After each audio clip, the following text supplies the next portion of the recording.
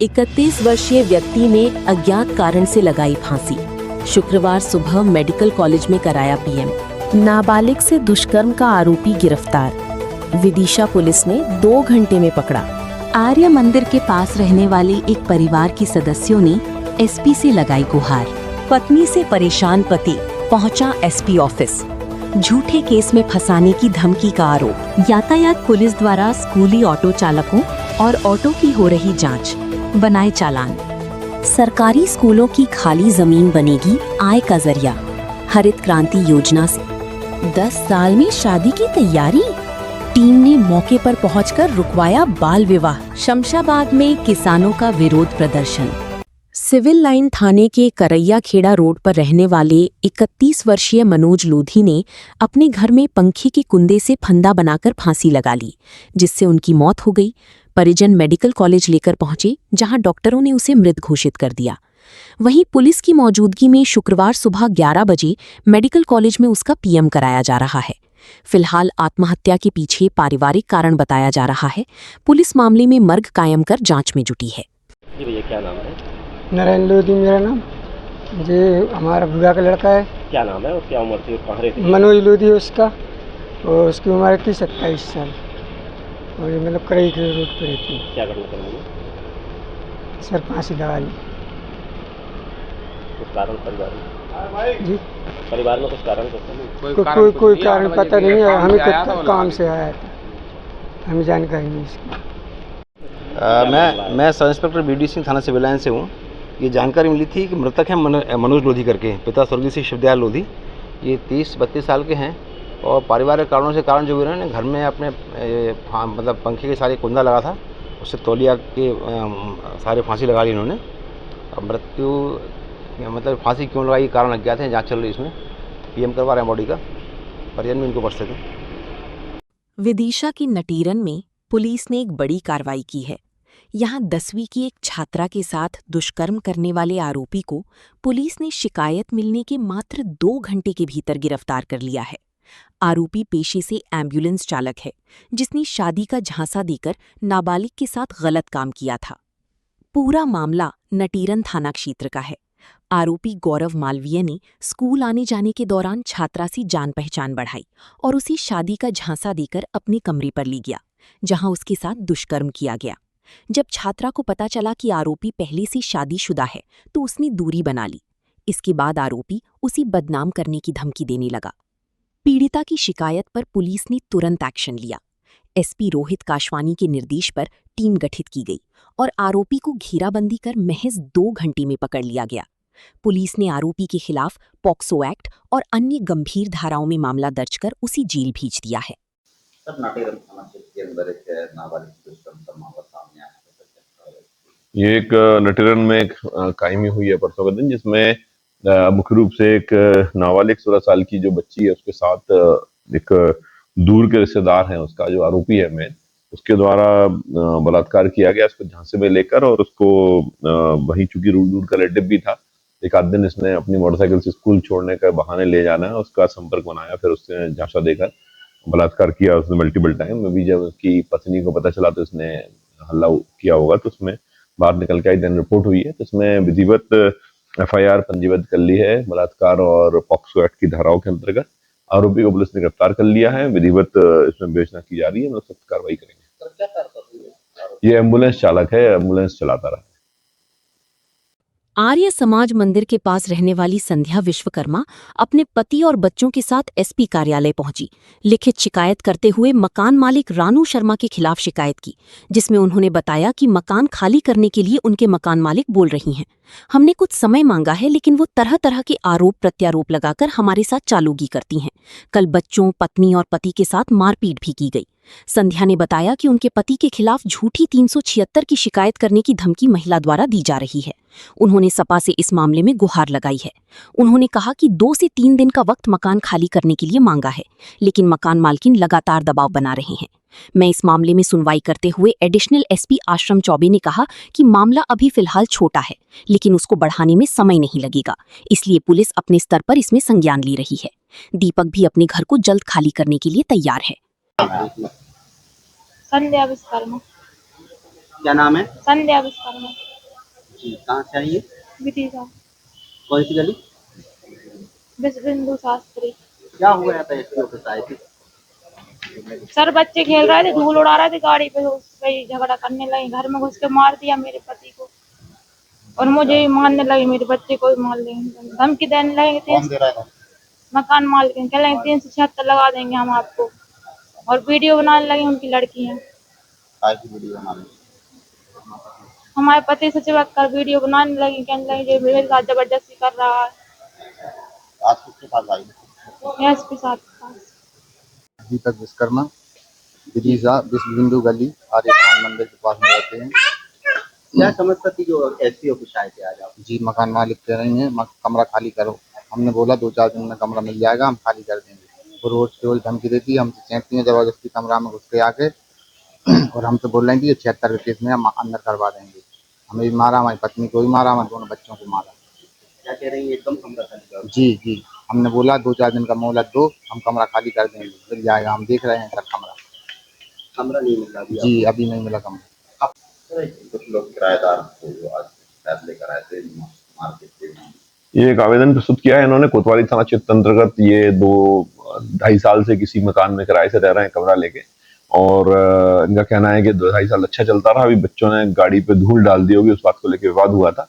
आए दिन विवाद हो रहे हैं, 2-3 दिन से लगातार झगड़े वगैरह हो रहे हैं।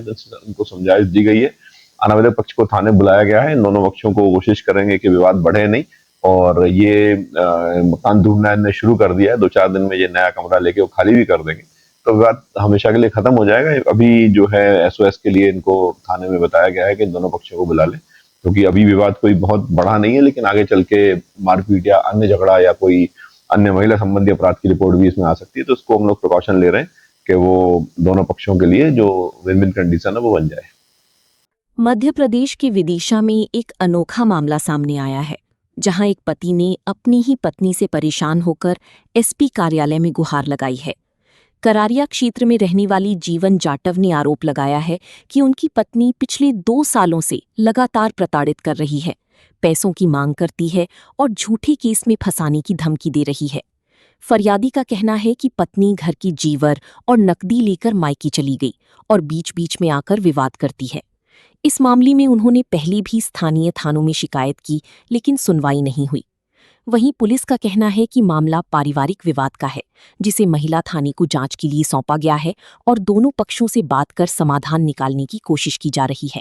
कछ हुए थे मेरे 60-70 हज़ार रुपया, कछ मजदूरी कहते, और साहब भजा के मुँह ले गई वहाँ पे साल ने मुँह सब मारपीट की दवा पाड़ो मान से, फिर मुँह गाँव के सरपंच साहब ने राखो संतोष धाकड़ ने 15-20 दिन फिर भान से मेरे काबिन ने भेजा रही मोड़ी आ भी गई बेरसिया रहो, बेरसिया में जाकर मेरे संगे फिर बिन्ने वो करो दावत हो साहब। मेरी रकम है, सारे रकम गिरवी रख के रुपया भिन्न खा लेना अभी ले।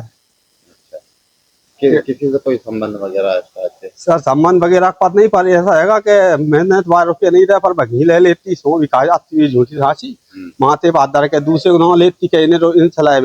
मैंने बिन से पूछी रुपया लाए, कह रही हमसे रुपया नहीं लाया, झूठ बोल रही। अब जो 2 शादी को 2 साल के समथिंग 2 साल हो जा रही शादी को। बच्चे नहीं है साहब, 2 बार डांस करा ली, बच्चे है नहीं है। इससे पहले कहाँ गए थे शिकायत लेकर आप? साहब मैं शिकायत मैंने करारिया करी, काम केड़ा करी एसपी साहब के पास, मैंने मम्मी मारपीट करी थी, वहां से मैं यहाँ हाथ भी दिया। आज किसके पास आए? एसपी साहब के पास कोई सुनवाई नहीं हो रही मेरी, 1 साल हो गई लगभग। हमेशा लड़ती है आपके साथ नहीं रहती? रहते बाजा चली जाए बात भाई को, मतलब इन्हें पंडा करवा रहा मोड़ा मोड़ी हो जाओ। बाल ले गई धीमी पान मूल थे, पैसा ले गई थी 8-9 हज़ार। अब बे पंडा बाबा ही मुझे झूठ बोला हमें कुछ मत। कौन है वो पंडा? भाई की होंगे जब नहीं आई कि मेरे साथ कह हम करवा देंगे मोड़ा मोड़ी न कसी न कसी। अच्छा, बच्चे नहीं रहते? जीप करवा दी, नरद्दा ही जा रही अकेली, चाहे जब पापा के संग न मेरे घर के इनसे लड़का साहब ने घर के मुँह बोल रहे न कोई, मैं अकेले परेशान। क्या चाहते हो आपके साथ? मैं साहब कहीं नहीं चाहूँ, मैं यही चाह रहा हूँ मुझे तैयार नहीं चाहिए, आपको नहीं चाहिए? मैं नहीं रहूँगा। सर एक पत्नी से प्रताड़ित होकर पुलिस के पास पहुंचा फरियादी क्या? ये एक आवेदक ने अभी आवेदन प्रस्तुत किया। उनका ये कहना है कि उनकी शायद 2 साल पहले शादी हुई थी और पत्नी से प्रताड़ना मिल रही है, वो रुपए की डिमांड करते हैं 5 लाख रुपए की, और घर छोड़ के चली गई है और झगड़ा वगैरह करते हैं। मकान इसका जो मकान मालिक साहब से, उन्होंने पत्नी के घर वालों ने मकान खाली करा दिया है। इसमें इसकी आवेदन को महिला थाने रेफर किया गया है। महिला थाने को बताया गया है कि वो दोनों पक्षों के साथ बैठ के बातचीत करें और कोशिश करें कि इनकी समस्या का हल हो, अदरवाइज फिर वैधानिक एक्शन में जाएंगे। विदिशा की यातायात पुलिस द्वारा स्कूली वाहन चालकों, खासतौर पर ऑटो की जांच की जा रही है। ऑटो के पीछे जाली लगी है या नहीं, इसकी जांच होने के साथ गेट की जांच की जा रही है। ऑटो चालक का लाइसेंस, वाहन का परमिट और अन्य बातों की भी जांच की जा रही है। दुर्गानगर चौराहे पर चल रही चेकिंग के दौरान अब तक तकरीबन 6 चालानी कार्रवाई की जा चुकी है। बच्चों के लिए हाई से ऑटो को व्यवस्था रूप से चलने, ओवरलोड न चलने के निर्देश दिए हैं। क्या नाम है आपका और कहाँ कार्रवाई की है, किस तरह की कार्रवाई? मेरा नाम सूबेदार मेघा शर्मा है और मैं ट्रैफिक थाने में पदस्थ हूँ।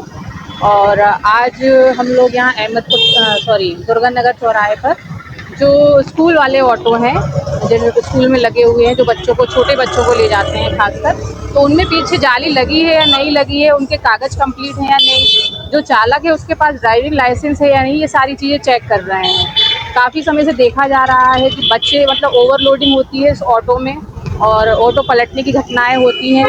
चालक के पास ड्राइविंग लाइसेंस नहीं होता है, गाड़ी का फिटनेस भी नहीं होता है और ये ऑटो रनिंग करते हैं, जिससे कि दुर्घटना होने की संभावनाएं बनी रहती हैं। आज उसी के विशेषकर चालानी कार्रवाई की जा रही है और जिन ऑटो में जालियां नहीं लगी हैं पीछे या साइड में डोर नहीं है, उनमें डोर लगवाए जा रहे हैं। क्या चालान बना गया? अभी हम लोगों ने 11:30 बजे से चेकिंग लगाई है, जिसमें अभी तक 5-6 चालान बने हुए हैं ऑटो। विदिशा जिले के सरकारी स्कूलों के लिए एक सराहनीय और अभिनव पहल की शुरुआत हुई है। अब तक बेकार पड़ी स्कूलों की कृषि भूमि को हरित क्रांति योजना के तहत आबाद किया जाएगा। जिला प्रशासन ने जिले की 184 शासकीय स्कूलों की 260.35 हेक्टेयर भूमि को 1 वर्ष के लिए नीलामी पर देने का निर्णय लिया है। इस पहल का मुख्य उद्देश्य संसाधनों का सदुपयोग कर स्कूलों को आर्थिक रूप से आत्मनिर्भर बनाना है। नीलामी से प्राप्त होने वाली राशि सीधे संबंधित विद्यालयों के खातों में जमा की जाएगी, जिससे स्कूल अपने विकास कार्यों, मरम्मत और शैक्षणिक सुविधाओं को बेहतर बना सकेंगे। नीलामी के लिए 35,000 रुपये प्रति हेक्टेयर का न्यूनतम आधार मूल्य निर्धारित किया गया है। ये प्रक्रिया 24 अप्रैल 2026 को संबंधित तहसीलदारों के न्यायालय में संपन्न होगी। पूरी प्रक्रिया को पारदर्शी बनाने के लिए तहसीलदार, शाला प्रबंधन समिति के अध्यक्ष और शाला प्रभारी की मौजूदगी में खुली बोली आयोजित की जाएगी। इस योजना के तहत लटेरी तहसील के सर्वाधिक 45 और विदिशा तहसील के 33 स्कूलों को शामिल किया गया है। इच्छुक बोलीदाता 10% अमानत राशि जमा कर इस प्रक्रिया में भाग ले सकते हैं। कलेक्टर के निर्देशन में शुरू की गई ये पहल न केवल खाली भूमि का सदुपयोग सुनिश्चित करेगी, बल्कि स्कूलों में बुनियादी सुविधाओं को गति प्रदान कर शिक्षा के स्तर को उन्नत करने में भी सहायक। एक आदेश जारी हुआ है जमीनों की नीलामी को लेकर, क्या वो कलेक्टर महोदय के निर्देशानुसार जितने 184 शालाओं के पास जो है भूमि है, जो कि हरित क्रांति योजना के तहत उनको आवंटित की गई थी, उन सभी शालाओं की भूमि को कलेक्टर महोदय के ये निर्देश हैं कि नीलामी का कार्य जो है 1 साल के लिए किसी को नीलाम करेंगे, ताकि वो केवल कृषि कार्य उसमें कर सकेगा जो भी नीलामी प्राप्त करेगा। और ये कार्य तहसीलदार, संबंधित तहसीलदार करेंगे कार्य, क्योंकि शिक्षक कई कारण रहते हैं जिसके कारण वो संभव नहीं हो पाता है। तो इस बार जो है ये अभिनव पहल है कलेक्टर महोदय की कि ये काम तहसीलदारों को सौंपा गया है और उन्हें निर्देश भी प्रदान कर दिए गए हैं और बहुत जल्दी उनके द्वारा ये नीलामी संपन्न की जाएगी। मध्य प्रदेश के विदिशा जिले के ग्यारसपुर क्षेत्र से एक चौंकाने वाला मामला सामने आया है, जहां ग्राम मोहनपुर में सपेरा समाज की 2 नाबालिग बालिकाओं की शादी कराई जा रही थी। सूचना मिलते ही सोशल वेलफेयर ऑर्गेनाइजेशन और महिला एवं बाल विकास विभाग की संयुक्त टीम मौके पर पहुंची और तत्काल कार्रवाई करते हुए बाल विवाह रुकवाया। टीम में जिला प्रभारी दीपा शर्मा, लाडू अभियान प्रभारी मुकेश ताम्रकार, मोनू सेन, सुपरवाइजर प्रतिज्ञा चौरसिया और आंगनवाड़ी कार्यकर्ता शामिल रहे। अधिकारियों ने परिजनों को समझाइश दी कि 18 वर्ष से पहले बालिकाओं की शादी कराना कानूनन अपराध है और ऐसा करने पर सख्त कार्रवाई की जाएगी। हालांकि परिजनों ने परंपरा का हवाला देते हुए कहा कि उनके समाज में कम उम्र में ही विवाह कर दिया जाता है, लेकिन टीम की सख्ती के बाद फिलहाल बाल विवाह को टाल दिया गया है। तो क्या नाम है, आप यहाँ पे क्यों आए हो और आपने क्या कार्रवाई की यहाँ पे? सर, मेरा नाम दीपक शर्मा है। मैं विदिशा सोशल वेलफेयर ऑर्गेनाइजेशन में जिला प्रभारी हूँ। आज हमें ग्यारसपुर ब्लॉक की ग्राम मोहनपुर में 2 बालिकाओं के एक साथ बाल विवाह होने की सूचना प्राप्त हुई, जिसमें मैंने तुरंत ही महिला बाल विकास विभाग को इसकी जानकारी दी। तब हमारे द्वारा एक टीम बनाई गई, जिसमें हम ग्यारसपुर के ग्राम मोहनपुर आए और यहाँ के हमने बालिकाओं से बातचीत की, जिसमें पाया गया कि बालिकाओं की शादी हो रही है दोनों, और हमने बालिकाओं के दस्तावेजों की जाँच की, जिसमें दोनों बालिकाएं नाबालिग पाई गई हैं। तब हमारी टीम के द्वारा परिजनों को समझाइश दी गई कि यदि वे बालिकाओं का बाल विवाह करते हैं तो उनके ऊपर कानूनी कार्रवाई की जाएगी, एवं टीम के द्वारा कार्रवाई कर पंचनामा तैयार कर दोनों बालिकाओं का बाल विवाह रोका गया। और साथ ही में बालिकाओं के परिजनों को समझाइश दी गई कि वह बालिकाओं का बाल विवाह ना करें, और यदि वे बाल विवाह करते हैं तो इसके जिम्मेदार स्वयं होंगे। मध्य प्रदेश के विदिशा जिले के शमशाबाद विधानसभा क्षेत्र के नटेरन तहसील में किसानों का गुस्सा फूट पड़ा है। उपार्जन खरीदी प्रक्रिया में आ रही समस्याओं से नाराज किसान ढपला बजाते हुए एसडीएम कार्यालय पहुंचे और जमकर विरोध प्रदर्शन किया। दरअसल गेहूं खरीदी में देरी और तुलाई की धीमी प्रक्रिया से परेशान छोटे और बड़े किसान एकजुट होकर अपनी फसल के साथ एसडीएम कार्यालय पहुंचे। इस दौरान किसानों ने राम नाम सत्य के नारे लगाते हुए सरकार और प्रशासन के खिलाफ विरोध जताया। किसानों का आरोप है कि गेहूं तुलाई नीति के चलते खरीदी केंद्रों पर तुलाई की गति बेहद धीमी है, जिससे उन्हें भारी परेशानी का सामना करना पड़ रहा है। इसके साथ ही किसानों ने स्लॉट बुकिंग में सैटेलाइट सत्यापन से जुड़ी त्रुटियों को भी बड़ी समस्या बताया। उनका कहना है कि तकनीकी खामियों के कारण समय पर स्लॉट नहीं मिल पा रहा, जिससे फसल बेचने में देरी हो रही है। प्रदर्शन के दौरान किसानों ने प्रशासन को ज्ञापन सौंपकर समस्याओं की जल्द समाधान की मांग की। साथ ही प्रशासन पर उदासीन रवैया अपनाने का आरोप भी लगाया।